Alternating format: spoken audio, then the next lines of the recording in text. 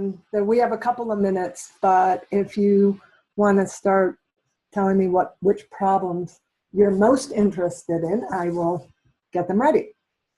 Oh boy, that was quick, wasn't that? Can do that.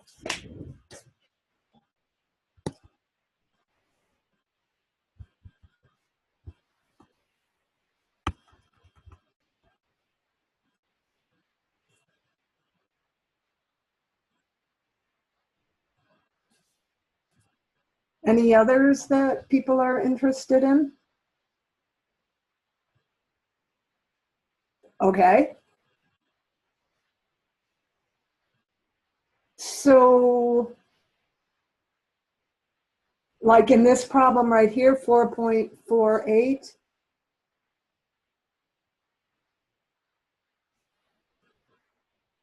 Or what question about the material derivative?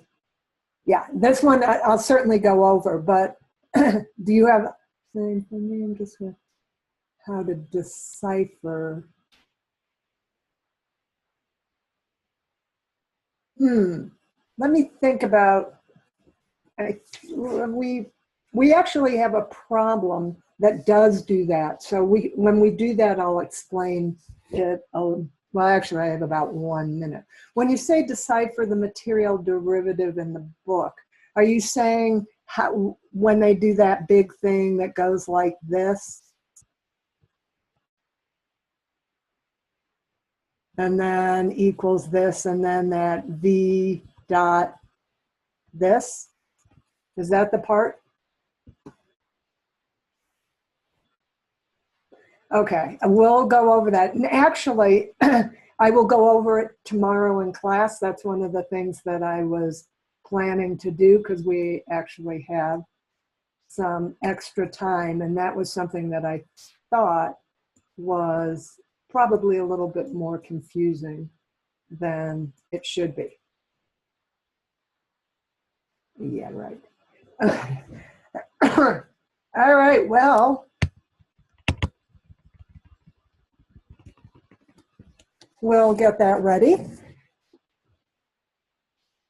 And I think I have there's a fire drill in 15 minutes? Okay. How about, and I hope you guys don't mind, what if we ask Lieutenant Colombo where, oh, really? All right. Where would you guys like to start? Can we start with the people that have fire drills? Yeah, record and run outside with your laptop. Actually, I do that whenever we get evacuated. Okay. Well, then we will make sure that we get through as much as we can. So we'll start here with 448, and we have water that, as soon as you see something like that, curved hose, what that means is you're going to have to look at not a regular acceleration where it's AX, AY, AZ. Instead, we're looking at this AS and this AN.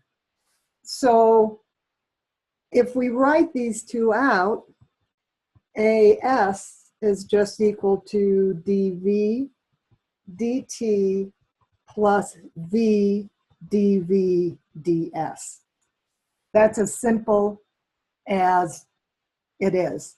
So our velocity here is 10 times t feet per second. All right. So what makes, sorry, what makes this problem easy or easier?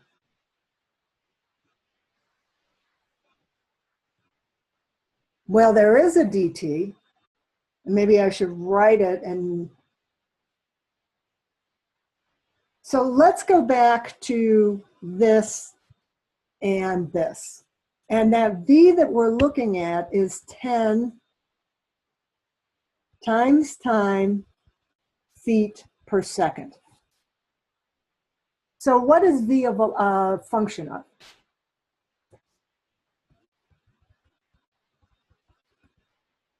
Of time. Is it a function of the streamline? Only time, exactly. And how do we know? Because all this has in it is t. We don't have an s or an n, which again is position. So that means that that's 0. So what does a sub s equal?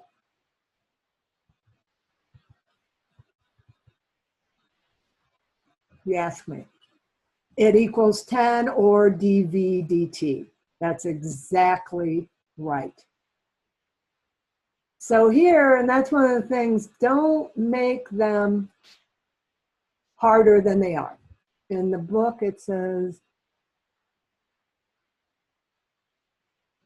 okay, but you have to be careful here.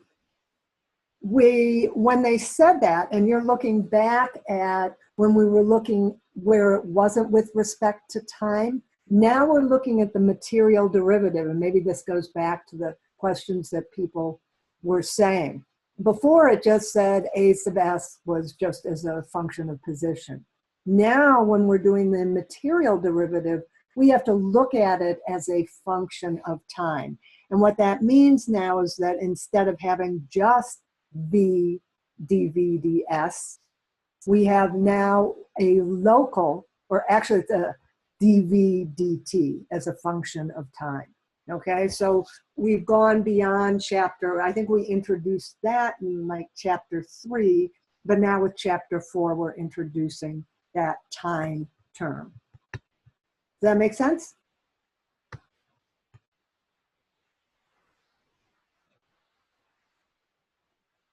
Okay.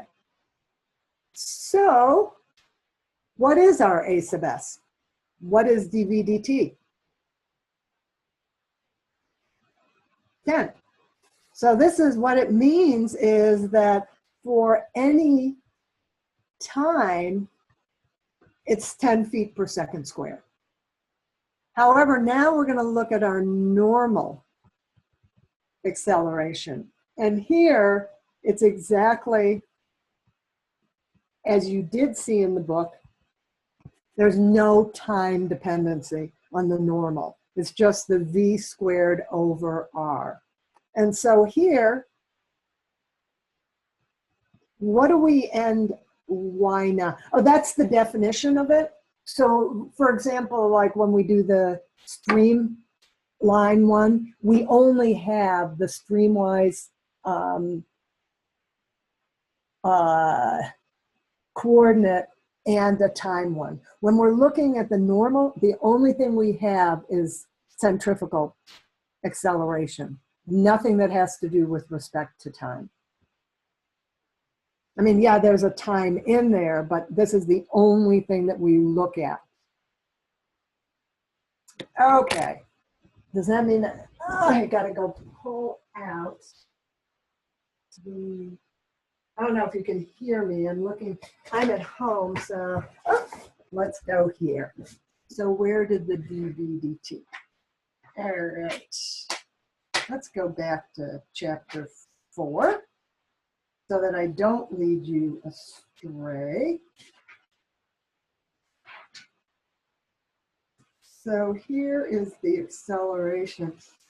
So if you go back to, okay, if you go to page, I guess 4.22, where it says unsteady effects, now what you see is that acceleration is equal, oh, that's not, that's right, that's just our x, y, z. Streamline coordinates. All right, so take a look at, as you keep going, if you look at what they have, they assume. That's probably because they assumed. Okay, so I'm in a different, right before 4.3. Take a look at what they say.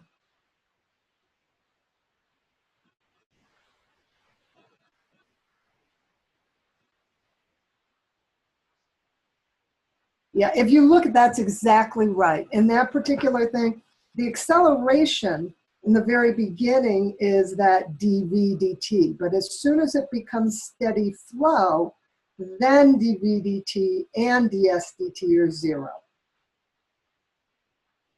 So it's all here, we know it's not, it is a function of time because our velocity is given as a function of time. Yeah, they should put that in bigger font. And I will make that very clear when we go through our review. Okay, so now when we go to this one, we have to be kind of careful because this, right, is 10 feet per second, and this entire thing is squared. And our R, and remember it's from the center of curvature, is 20 feet. But there's this T that's still in here. And so when we write this out, it's actually equal to 5t squared. So here, when it says the component of acceleration normal to the streamline, remember they're asking for t equal, okay, hope to see you soon, for t equals 2 seconds. So you have to put 2 seconds into that t. And KK, well, that fire drill has a lot of L's in it. Now let's go to part C, which I think is the hardest part for people, which is the component of acceleration, oh, the net acceleration, magnitude, and direction. So our net, which they write here, which is like our speed, is just the square root of AS squared plus AN squared. Okay?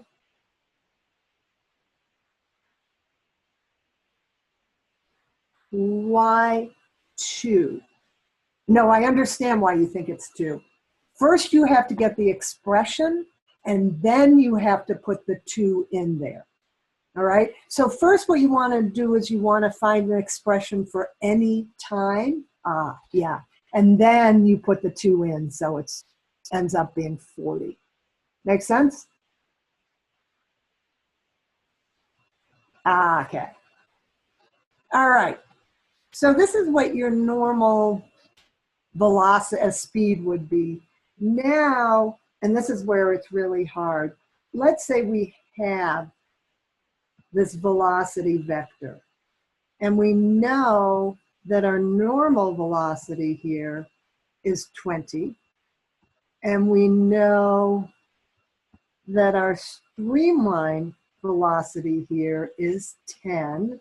And by the way, where did I get those numbers?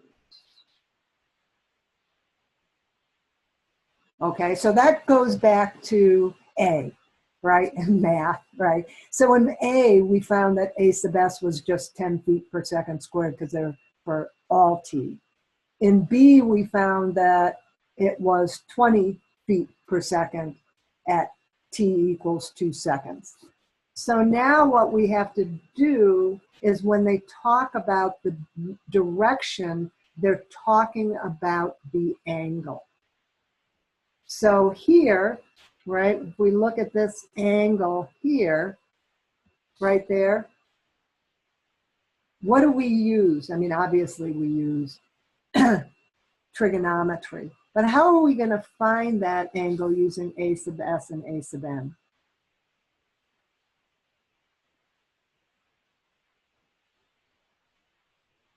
Exactly. So basically, the tangent of theta is going to be equal to that A sub n over that A sub s. And I don't know if you remember from class, you can actually have something that is infinite, but in this case it's not. It's just the tangent, the arctan, I think, of 2. So does that answer your question about what direction, what they mean by that?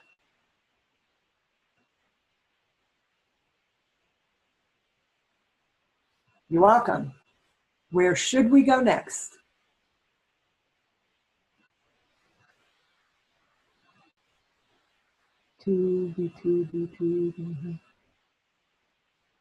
Okay. Would that be below the axis? Yes.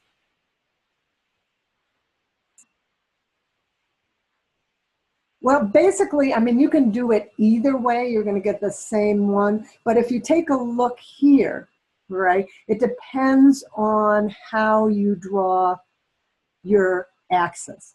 When we talk about normal, what direction is normal always? And that's a really good question. Yes, I know what you meant.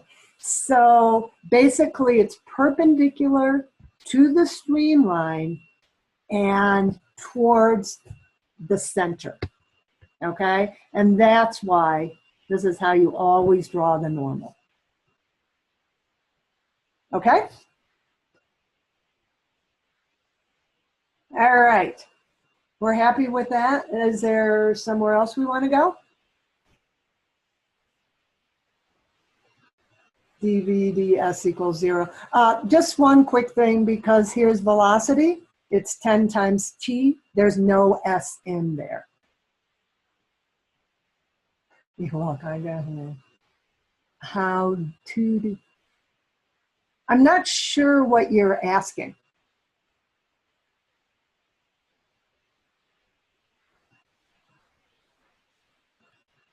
Is that 2 dv dt? You mean this right here?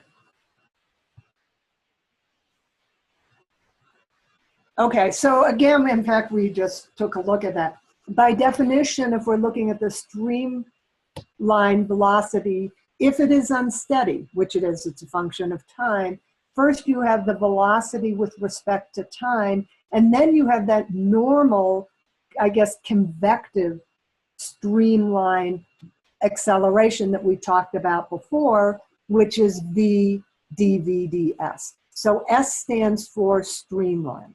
So here's the streamline direction, and here's the normal direction. And if you remember, the streamline is tangent to the velocity at all times.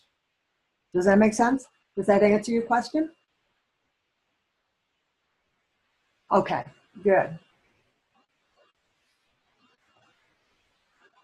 All right. Can we do, sure.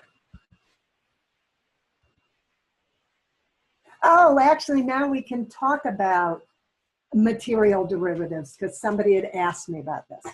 So we have air that flows steadily through a long pipe. It has a speed, we have a distance, and we have an air temperature.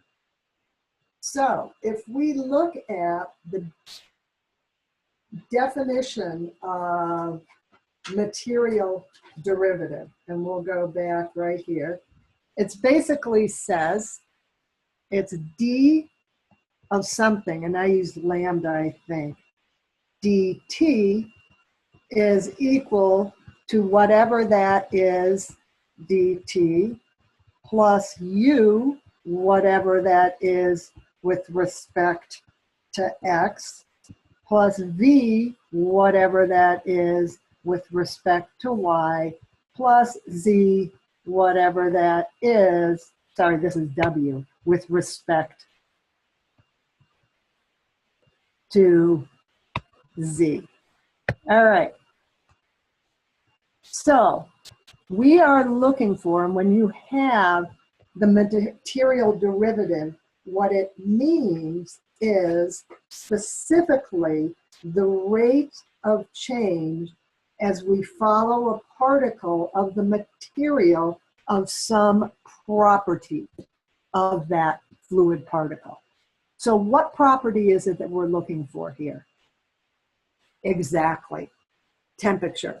So this is going to be equal to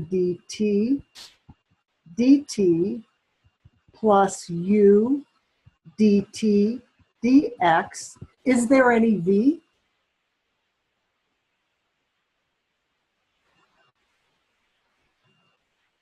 Nope. Is there any w? And no w. Thank you. So that's going to be our equation.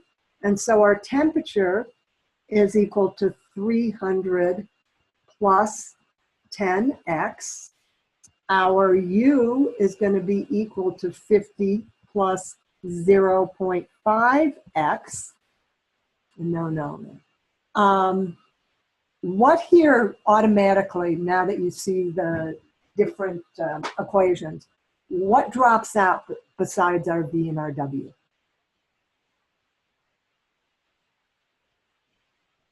dt, exactly. Again, look at what these are. There are no t in there. So our rate of change of the temperature, and whenever you see that, the rate of change of the whatever that property is, that means that it is a material derivative. And you're right, it's steady flow. There's no local acceleration. So really all we're left with is 50 plus 0.5x, which is our u. And what's our dt dx?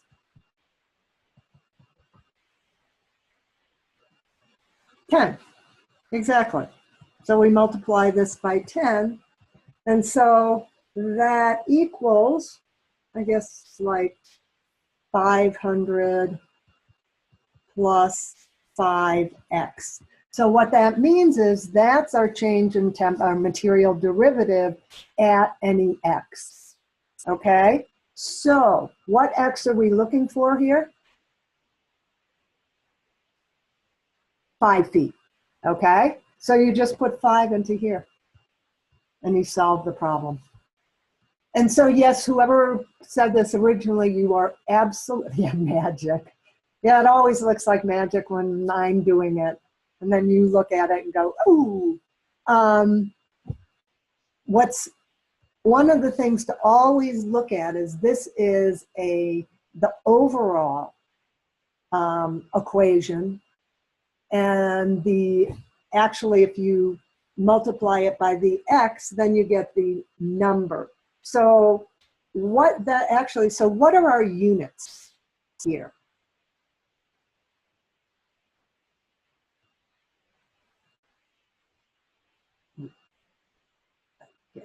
So yeah, our units are degree Fahrenheit, so that's the change in temperature per time. And the one we did in class was C per time. How would how would it do it? If your temperature distribution had a time part of it, then you would have a local acceleration. So let's say if instead our temperature was 300 times T plus 10x. Now temperature is a function of time and position. So our dt, instead of being 0, would be 300. So you'd have two terms there. So you'd actually have a local.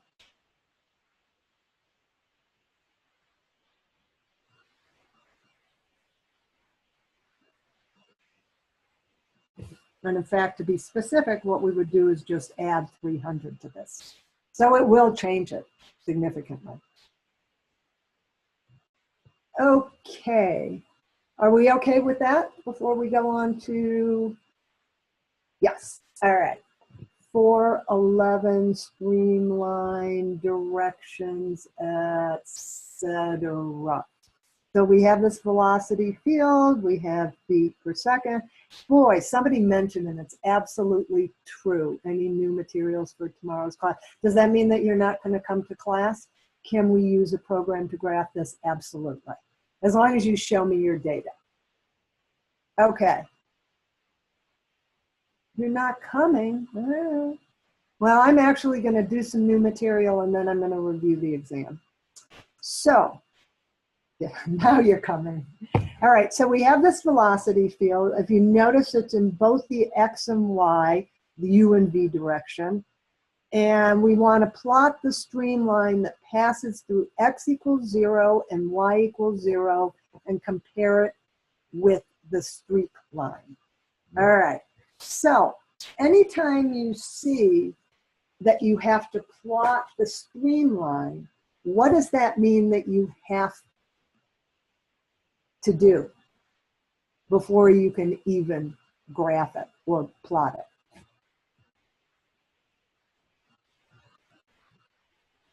So you have to find the function of the streamline and integrate. So what we say is that the equation of the streamline dy dx is equal to v divided by u. And the way we got this, because we were talking about it, I was talking with a student, this is the same thing. V is equal to dy dt, and u is equal to dx dt. And so that's how we got v over u equals dy over dx. Okay, so let's find dy dx. So that's equal to x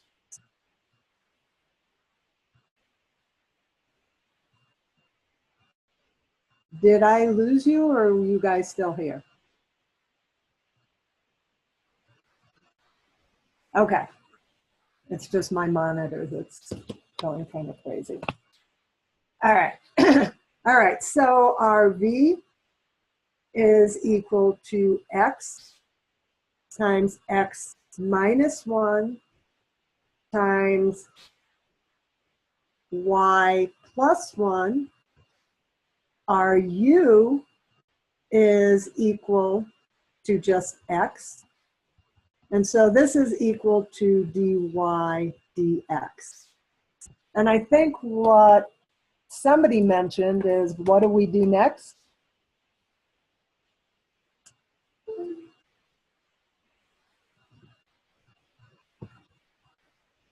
We separate and integrate. And I'll tell you, not only in this class, but when you do heat transfer, you're going to be doing a lot of separating and integrating. Fortunately, this one isn't too bad. So we're going to make this a little bit better. So this is going to be equal to x minus 1 and y plus 1. Throw back to, well, you know what? Isn't it nice that those classes that you had to suffer through, you actually used?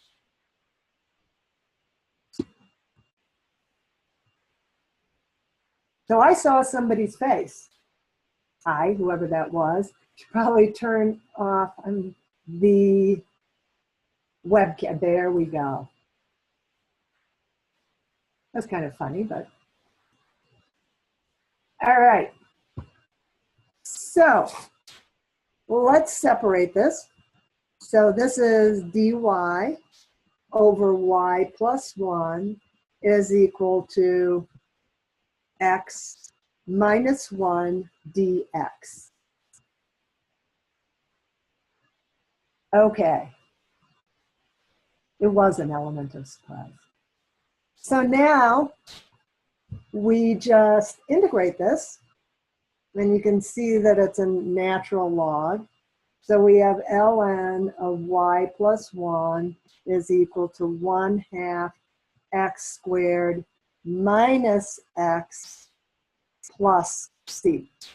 So is that really the equation of a streamline?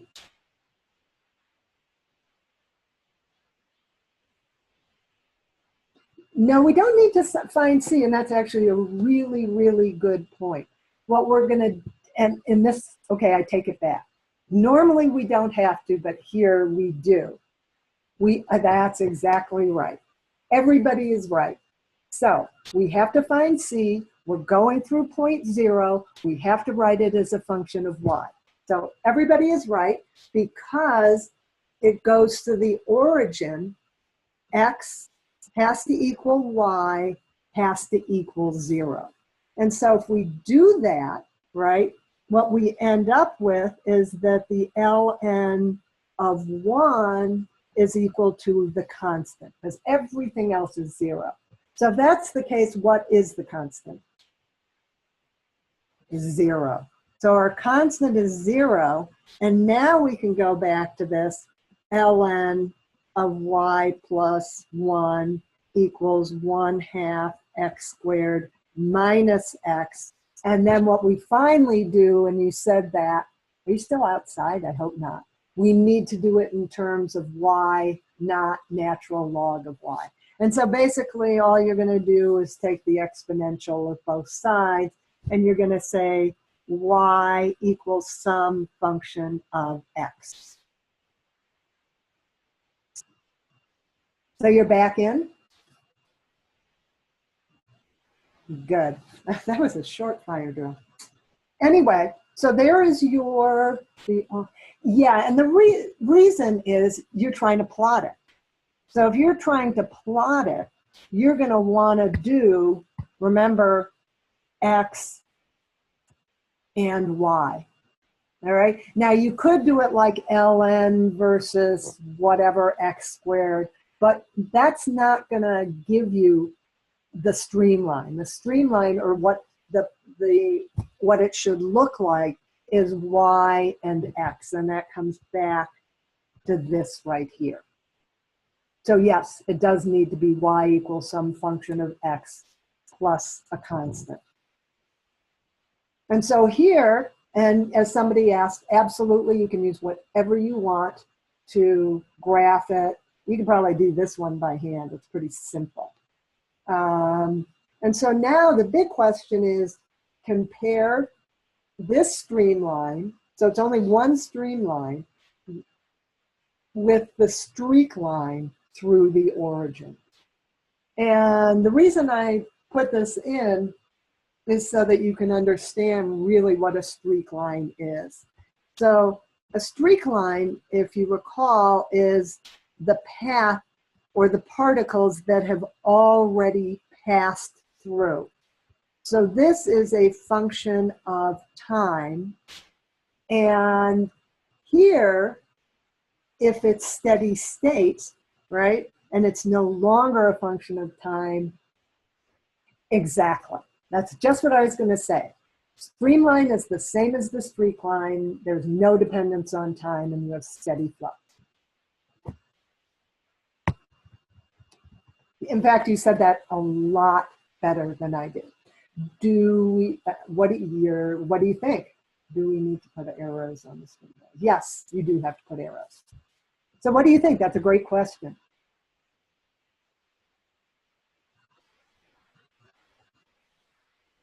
So let's go back to pathline, and then yeah, it is also the same. As long as it's steady state, both pathline and streak line will be the same. So how do we know the direction? Well, once you plot it, there's really only one direction. Remember, a streamline is symmetrical. So it doesn't just go like one direction like this. And again, you have to take a look at what it is, because this particular one is symmetrical. And if you have a streamline that's symmetrical, it basically has a low point and then everything goes around. Does that make sense? And again, you have to plot it to see exactly what it is. Sometimes it's very clear which direction it is. So, and then I'm going to get back to pathline and streak line. The arrows on the line are whether it's negative or positive. So is there a mathematical way to solve? All right. Well, first of all, you know it passes through the origin. And then the question is, and again, without me giving you the equation, it's really hard for me to tell you what to do. The mathematical way to look at it is looking at the actual velocities. So if, for example, when x is less than 0, is u less than 0 or greater than 0? If x is greater than 0, is u less than 0 or greater than 0? And that's the way you'll figure out which way the arrows go. So that's the mathematical way. Okay? Okay. Now, the difference between a path line and a streak line. A streak line is where you're sitting at some point and you're looking at all the particles that have already passed through that point. A path line is when the particles themselves form a path, and you can see what, I guess, what direction or whatever they took. Both path line and streak line are really more a theoretical. What we really look at are streamlines. And I promise you, I will not ask you the difference between them. And I'll tell everybody else that too. Okay? All right, okay. Here we go. And then we'll go to 437, no problem. This one, and I think because we kind of went pretty fast over it in class, so it's good to take a look at this again. Basically what you're saying, or what we're saying, is at t equals 20 seconds, let's say, this is what the system looks like. The system and the control volume are exactly the same. And you can see it, they've drawn it like this. So here, they're both the same. And they want to know what happens at 20.1 seconds. In other words, 0.1 seconds. They want you to draw the boundary of the system. So if we look at here, obviously the control volume is going to stay the same. But in 0.1 seconds, what's going to happen here at 1?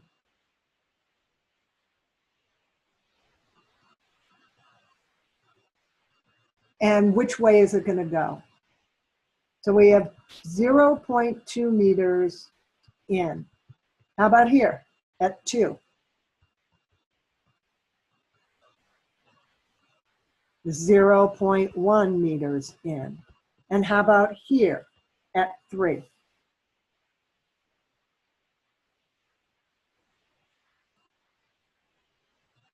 Okay, so this is 0.25 meters out. So we know what's happening there. The question is, what changes with the system? So we've drawn right here.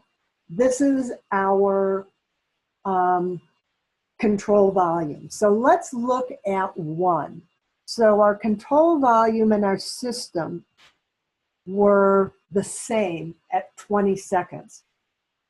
What happened to the system after that 0.1 seconds? And which way did it go?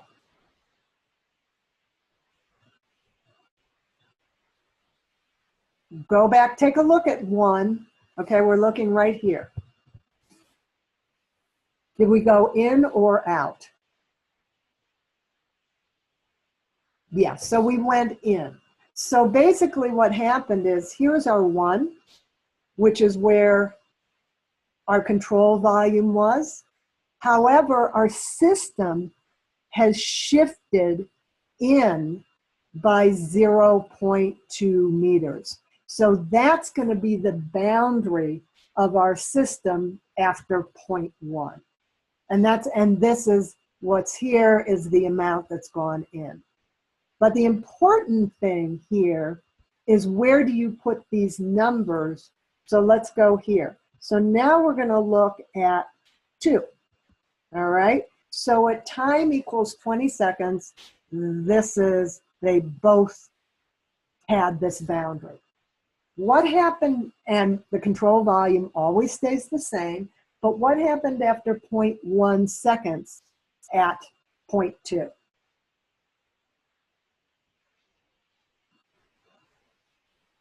It went in 0.1. So now our new system boundary goes in 0.1, like that.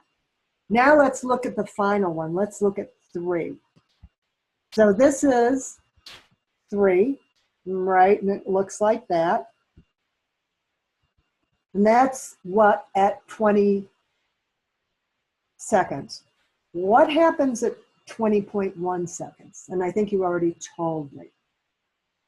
it goes out. So here, your system boundary is going to be beyond the control volume. Here, because it went in, and here, because it went in, the system boundary also went in. Here, because it went out, the system boundary is actually right here. So note, for 1 and 2, the system boundary is inside the control volume. For point 3, the system boundary is outside. Does that make sense? That's what they're looking for.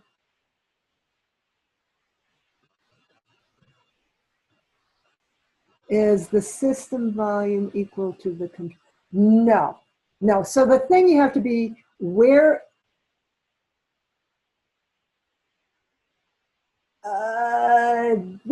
so this is a little different. We're not looking, control volume and system volume, we're not comparing the two of those, all right? This is the control volume is something that we've just set up, and the system, we actually don't even look at it as a volume. We look at it more as a mass. And when t equals 0, it is true.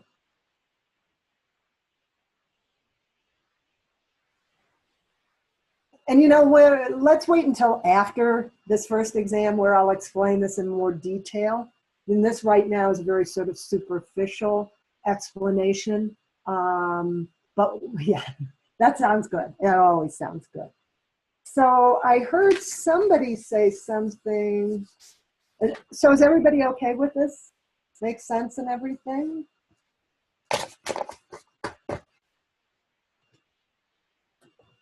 All right, then we are moving on. Well, actually, we're moving on to 4.36 are the dimensions given the control volume. I'm not sure what you mean by that. We can go back and look. Oh, yes. That's a very good question. Yeah, the dimensions that they give you are actually at t equals 0 when the control volume equals the system. All right, so let's go here. So we have a nozzle designated to design to accelerate it from V1 in a linear fashion, blah, blah, local, convective, and acceleration. So in order to do 4.37, we actually have to do 4.36 first, even though it's a lot easier. But this is always good. It's always good to get a little practice, right?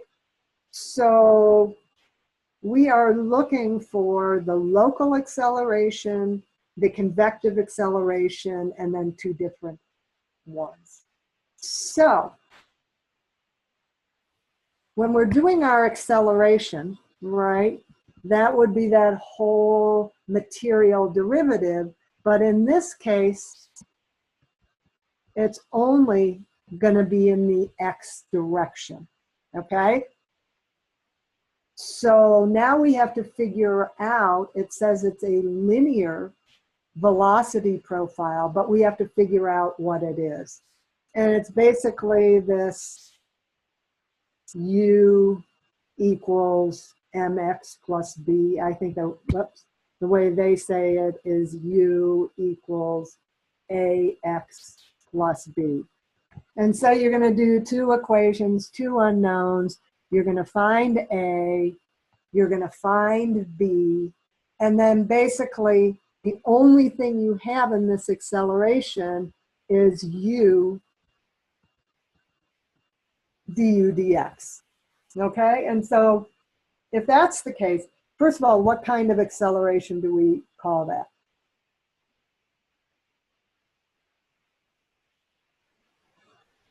Convective, exactly. So what's the local acceleration here? Is 0, exactly. And so the acceleration of the point at the fluid at points 1 and 2, all you have to do is put in for x, what is it, x equals 0 and x equals 1. Okay, so that's that part. But now we're saying the flow is not steady. And we have V1 equals 10 meters per second, V2 equals 25 meters per second. We also know and what would we call these, this dV dt? That's exactly, so that's the local acceleration. So here, again, what we're doing is our A is now going to be instead du dt plus u du dx. Okay? So now we have that u with respect to time. Okay? So we do the same thing where we do a linear, like we did before. However, here our A is a function of time and our B is a function of time. Talking about this A and this B. So let's see exactly what it is they want. The first thing they say is the local acceleration, okay? So what's the local acceleration at x equals 0?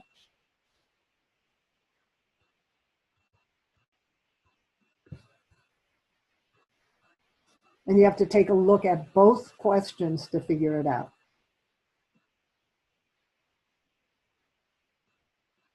All right, so let's go back here. So at x equals 0, right here, v1 equals 10 meters per second.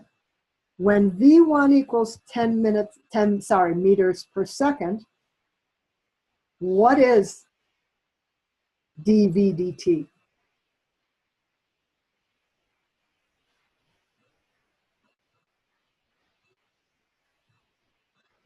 Take a look, it very specifically tells you, and I think you're making it harder than it is. So it's telling you right here, dv dt, when v1 is 10 meters per second, dv dt, when v1 equals 10 meters per second, they tell you is equal to 20 meters per second squared, right? Just as you wrote. So let's try the other one. How about at x equals 1? Are you okay? Hold on. Hans? Are you okay? Okay. You just need a lot of... No. Sorry, I thought. Sorry, I'm back.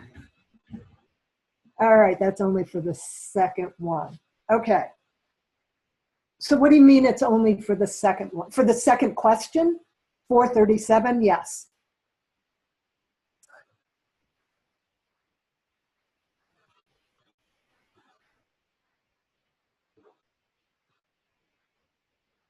I am perfectly fine. So dv dt for 4.36 absolutely would be 0. But in this one, they say dv dt when x equals 1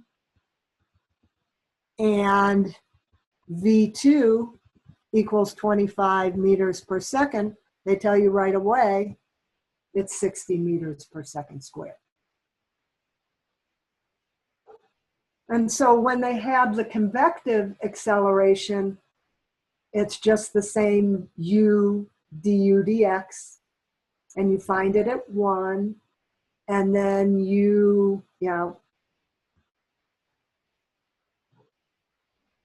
find it at 0, and you find it at 1. The biggest difference is the acceleration of the fluid. And the reason is our acceleration now is equal to, as I said, du dt plus u du dx. So now when they say at points 1 and point 2, you have to add the two of these together, okay? So you have 2. So this is, you look at it at x equals 0, and then at x equals 1.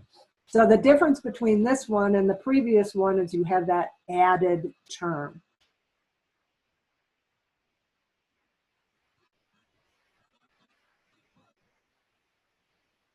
what is du dx? Well, we're going to find out what our u is. So our u is some function of x. And so u du dx is that velocity times its derivative with respect to x. Does that make sense? Okay.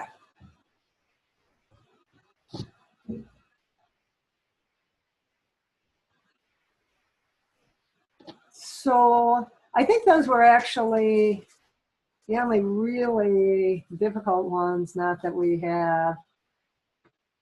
I think we did them all, didn't we? My, how time flies. Yep. I'm going to have to give you longer assignments so that we can stay on for an hour, not because I still want to have dinner. No, this is great. This was perfect. Okay, let's go back to 411 and the arrows. Okay, here we are. Go ahead.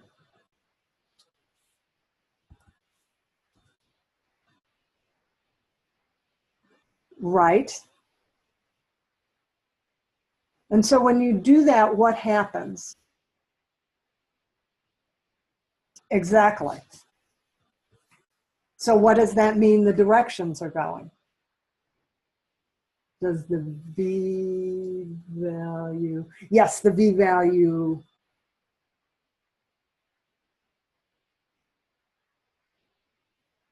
Well, actually, if you take a look at symmetrical, so the V value only matters in terms of how you're figuring out what your U is.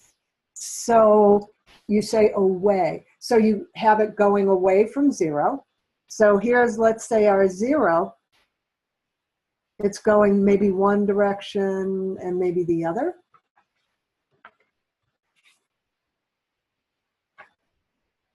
Yeah, that's what it's supposed to do. And that's what we mean about putting the arrows in, right? It is symmetrical, and you're going to get to some low point. And what you're going to find is as you plug in minus x and plus x, you're going to find that they do exactly what you were saying. They go symmetrically, kind of, it should look kind of like that. Yeah, I'm going to erase that so nobody records that. Okay. What does that mean conceptually? Okay. Well, what it means is that you have a symmetrical flow and that you have streamlines that will actually look, because if that's the one in the origin, they're going to kind of look like, depending on what your constant is, they're going to look similarly to this. Hit a time split across. I have no idea what that means.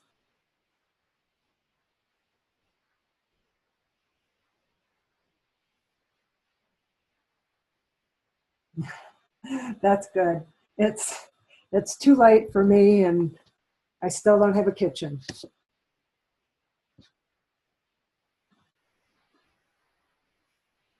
Which probably means nothing to you guys. It means I can't have dinner. Nada. You're welcome. I'm going to go get some takeout. Any other? You're welcome. I will see everybody tomorrow. And let's enjoy this. Yeah, good luck is true. And enjoy this nice, easy homework assignment while you can.